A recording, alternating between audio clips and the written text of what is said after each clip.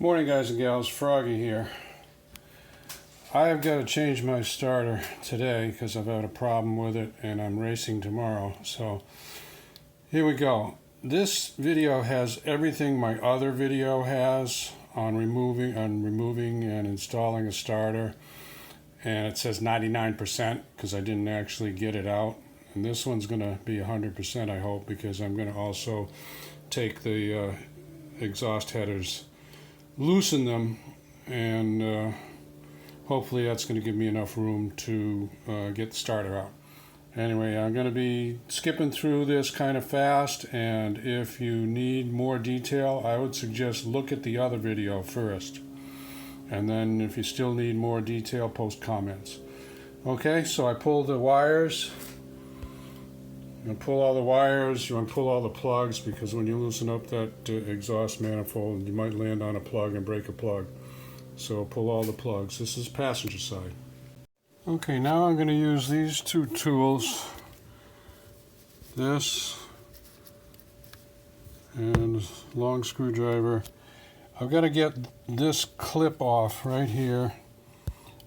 It's a push-on clip-over thing, so I have to lift up the clip, and then I'll take my long screwdriver and pry the connector off. That gives me room to get onto this nut here. Okay, you guys and gals know Froggy doesn't hide anything to make me look good on these videos, so right there, basically, all right. You see the clip, all right, you see the exhaust manifold just to the left of it. It's not in really good focus, but I can't help it, is the clip. You see the clip? It's got a white clip with a little dark thing sticking out the middle of it. That's the clip. Now just above that is the alternator ring connector that I forgot to put on there.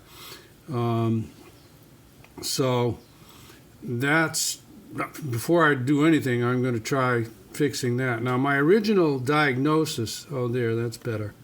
My original diagnosis was that the nut that you can see to the left of that white connector was loose, and it was loose.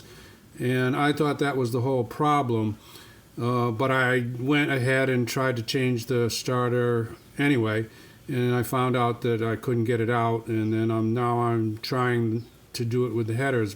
However, now that I've seen this loose connector, I'm going to reattach, correctly attach that connector.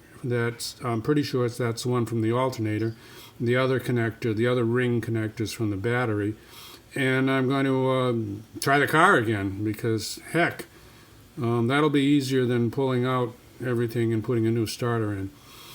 So there you are. I screwed up, and I'm going to fix it right now.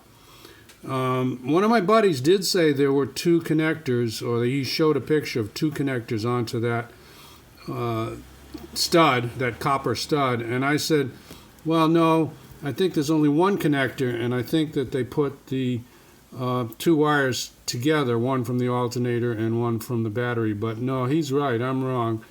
There are two ring connectors. So let's fix that. Heck. Okay, so the big round terminal on the copper stud, that's from your battery, and underneath it, you can't really see very well, but underneath it is the smaller round terminal that goes from and to the alternator. And that's the one I had left off. I put it underneath because it seems as though the wire bundles and length of them and so on and so forth seem to fit a little better with the small one underneath. You know, I could be wrong on that, but that's what it looks like to me. So I just got to get the nut on there and tighten it up real tight. That is the nut that I found that was loose before. So gonna do that, and then let the car down, and well, put the plugs and wires back in, and then try it. Okay. The nut is a brass nut, by the way, on the original. Okay, to the left of that hole that we're looking through, this hole that the manifold, the exhaust manifold, to the left there, I'm kind of moving my light over it. I've got the nut on there. Now I'm going to tighten it up. I'm going to tighten it up pretty good. Okay, I got it. I don't know if there's a torque spec or not, but I just used my judgment on it based on the size of the nut and the size of the stud and what's underneath it and so on. So I really can't give you a specific torque spec on it. I don't want to over tighten it. I'm a little on the strong side, and I'm capable of over tightening. I have snapped some bolts and studs on prior jobs. So anyway, I tightened it up good and tight, as the German phrase goes. And now I'm going to have a little lunch, and then I'll put the wires back in and start it up. I think I'll start it up and leave it up on the jack stands for now. Okay, wires on. Let's attach the battery cable in the back and try it. Okay, battery done. Fire her up. Alright, it starts up, and there's no check engine light. And, I'm just going to have to try it. It starts up cold, okay, it always did. Now I'm going to have to try a hot start, so I'll have to drive somewhere and warm it up and try a hot start. Well, I just tried it. I drove the car and got the oil temperature up to 191 or 2 degrees, so I know it was plenty hot. Fully warmed up, and then I let it sit for 10 minutes here in my garage. And then I tried it, and it did start. It was slower than a cold start spin of the starter motor, but it did start. And it wasn't dreadfully slow. It was just slow.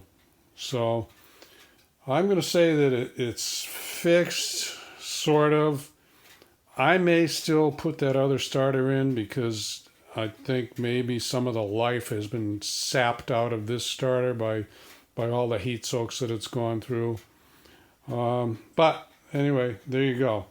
Long and the short of it, it was a loose nut on the starter that holds down the cable from the alternator and from the battery. Give me a thumbs up or a like if this helps you out. Subscribe to my channel if you want more from Froggy. Be safe, have fun. Froggy out. Bye-bye.